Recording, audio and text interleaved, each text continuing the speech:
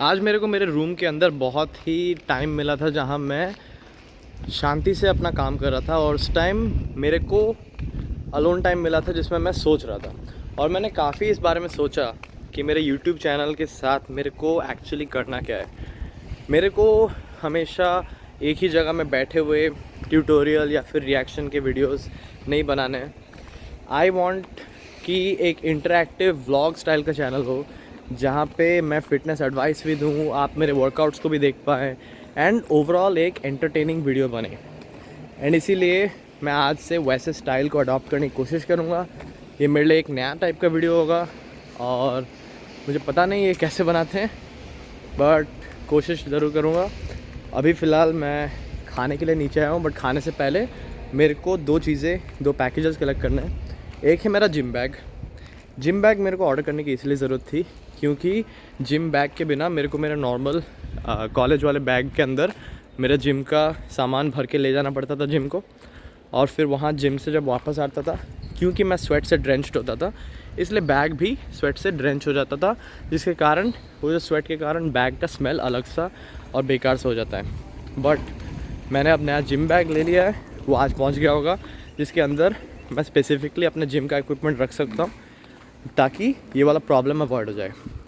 दूसरा चीज़ है compression shorts का एग्जैक्ट यूज़ क्या है मेरे को भी नहीं पता। मेरा दोस्त अनिकेत वो मेरे को काफ़ी दिनों से बोले जा रहा है शॉर्ट्स ले, उससे तेरा वेट लिफ्टिंग में हेल्प होगा।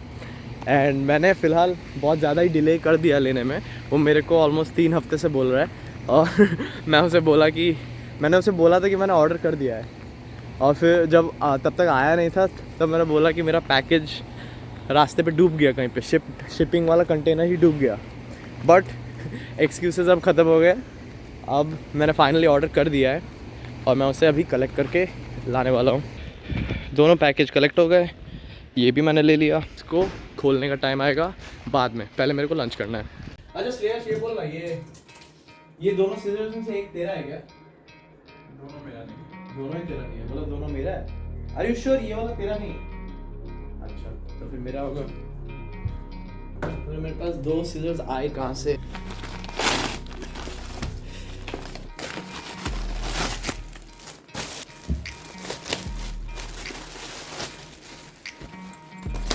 अच्छा यार, ओके हाँ सही है। इसके अंदर मैं वाटर का बॉटल फिट हो जाएगा। अगर इसमें जूते भर के ले जाना चाहूँ वो भी ले सकता हूँ।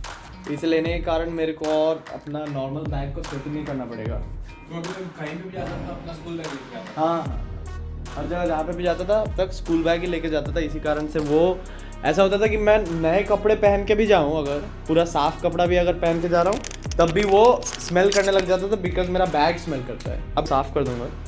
मशीन पे डाल दूँ? वॉशिंग मशीन में होगा ठीक से? मैं अपने घर पे डाला था वॉशिंग मशीन में, तो होगा। एक व्यूअर ने मेरे को क्वेश्चन पूछा था कि पुलअप का नंबर ऑफ रेप्स को कैसे इंक्रीज करें। अब बात ये है कि अगर आप ये पूछ रहे हो इसका मतलब आप ऑलरेडी पुलअप करना जानते हो। आप हो सकता है 2 पुलअप्स कर पा रहे हो, 3 पुलअप्स कर पा रहे हो, जो भी। आप क्या करो, वर्कआउट में सिंपली आपको 3 या 4 सेट पुलअप्स के करना है, और अगर आप बहुत ही लो नंबर ऑफ रेप्स कर पा रहे हो, 3 रेप्स कर पा रहे हो या फिर 4 रेप्स पुलअप के कर पा रहे हो प्रॉपर तरीके से, तो फिर ईच सेट के बीच में एटलीस्ट 3.5 मिनट या फिर 4 मिनट का गैप होना चाहिए, और हर एक वर्कआउट में 3 या 4 सेट आपको परफॉर्म करने चाहिए।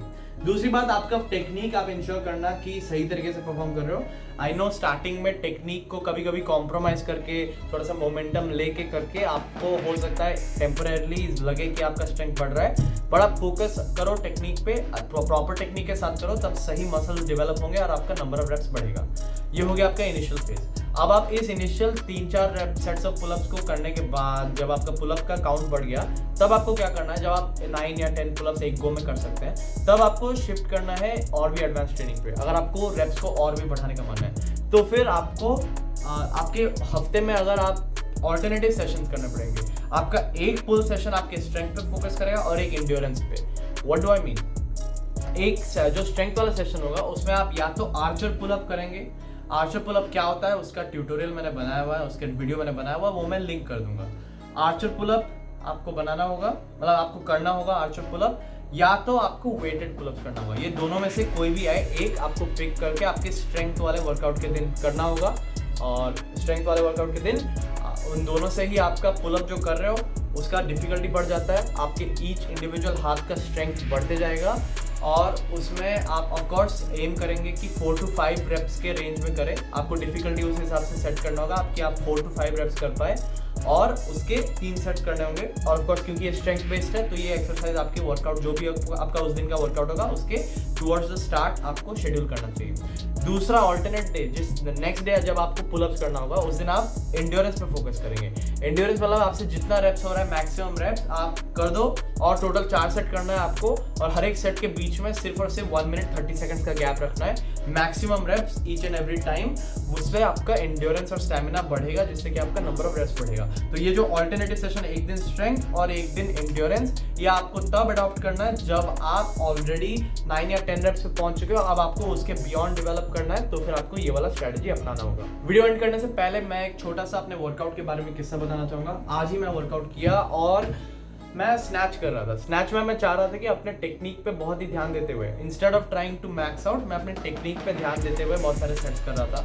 अब प्रॉब्लम ये हुआ कि स्टार्टिंग ऑफ द वर्कआउट में मैं बहुत ही अनफोकस था। एक तो मेरा जिम पार्टनर नहीं आया था क्योंकि उसका 8:30 से क्लास था और दूसरी बात सर भी नहीं आए थे। सर उस दिन क्योंकि नहीं आए थे और मेरा जिम पार्टनर भी नहीं आया था, तो एक जो एक्सटर्नल मोटिवेशन मिलता है, एक्सटर्नल ड्राइव मिलता है कि आपके बाहर वाले लोग आपसे कुछ एक्सपेक्ट कर रहे हैं, आपको ड्राइव कर रहे हैं, आपको मोटिवेट कर रहे हैं, तब आप ऑटोमेटिकली अंदर से एक आ जाता है कि हाँ अभी करना है। बट जब कोई ना हो, जब आपको खुद को मोटिवेट करना हो, जब आप क्वाइट प्लेस में हो और आपको मन नहीं कर रहा वर्कआउट करने का, आपका फोकस लग नहीं रहा है वर्कआउट पे और आपके लिफ्ट्स भी सही से हो नहीं रहे हैं, उस टाइम बहुत ही डीमोटिवेटिंग लगता है। उस टाइम मन करता है कि वर्कआउट को कैसे भी मतलब निपटा के बस चले जाएं।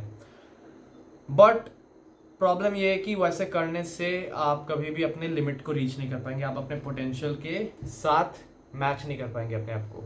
यूजुअली मैं 30 बहुत आसानी से कर लेता हूँ, बट 30 पे भी मेरा डिसबैलेंस हो रहा था। 30 पे क्योंकि थोड़ा डिसबैलेंस हो रहा था, मुझे लगा टेक्निक में थोड़ा गड़बड़ है। फिर जब 30 स्टेबल हो गया तब मैं 40 पे गया। 40 पे जो एक सेट किया उसी में ही पहला रेप मेरा अनस्टेबल था, बट ठीक है बच गया, लॉक हो गया। सेकंड सेट मतलब सेकंड रेप में मैंने बार को डिसबैलेंस करके पीछे गिरा दिया और पीछे वो मेरा जस्ट पीठ को स्क्रैप करते हुए गया। मैं बहुत लकी था, मेरे को कुछ हुआ नहीं, मेरे बॉडी पे गिरा नहीं और वो काफ़ी ज़्यादा मतलब डरावना था क्योंकि नहीं गिरना चाहिए था। 40 किलो उसको स्नैच मैंने पहले भी बहुत बार किया हुआ है, कभी गिरा नहीं है, बट उस दिन आज गिर गया। तो उसके बाद मैं थोड़ा देर रुका, पानी पिया, 3-4 मिनट रेस्ट लिया, प्रॉपरली ब्रीदिंग किया, अपना फोकस को अलाइन किया प्रॉपरली वर्कआउट के साथ। फिर मैं बैक गया, फिर मैंने 40 के 3 सेट किए और उसके बाद 45 के भी 3 सेट किए और 45 भी मेरा प्रॉपरली हो गया।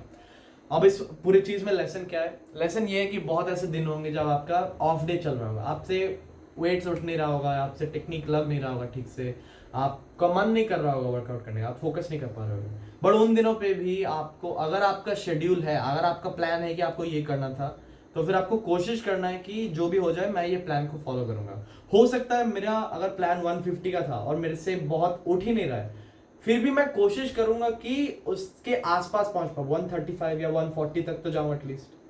मेरा बेस्ट एटलीस्ट एफर्ट दे के आऊँ ताकि मेरे को बाद में बुरा ना लगे। हमेशा अपना बेस्ट एफर्ट देने की कोशिश करना है, चाहे फीलिंग्स जैसे भी हो, बट आपको अपने डिसिप्लिन को मेंटेन रखना है और अपने वर्कआउट्स को कंप्लीट करते जाना है और उसी से आपका लॉन्ग टर्म में बेस्ट डेवलपमेंट और मसल ग्रोथ, स्ट्रेंथ डेवलपमेंट हो पाएगा। तो आज की वीडियो यहीं पे ख़त्म होता है।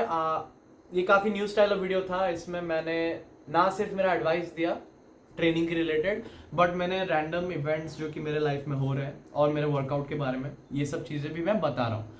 तो ये एक न्यू स्टाइल ऑफ वीडियो है जो कि मेरे को अभी मेरे चैनल को शिफ्ट करके मेरे को ऐसे टाइप की वीडियो ज़्यादा बनाने हैं। एग्जैक्टली ये मेरे लिए बहुत नया है और इसलिए ये वीडियोस अभी के लिए काफ़ी बोरिंग या फिर अजीब तरीके के बन रहे होंगे, ऑकवर्ड लग रहे होंगे, एडिटिंग सही नहीं होगा, पता नहीं कैसा होगा, but just like everything practice के साथ बेटर होता है। तो मेरे को भी प्रैक्टिस करते रहना होगा ऐसे टाइप का वीडियो बनाने का।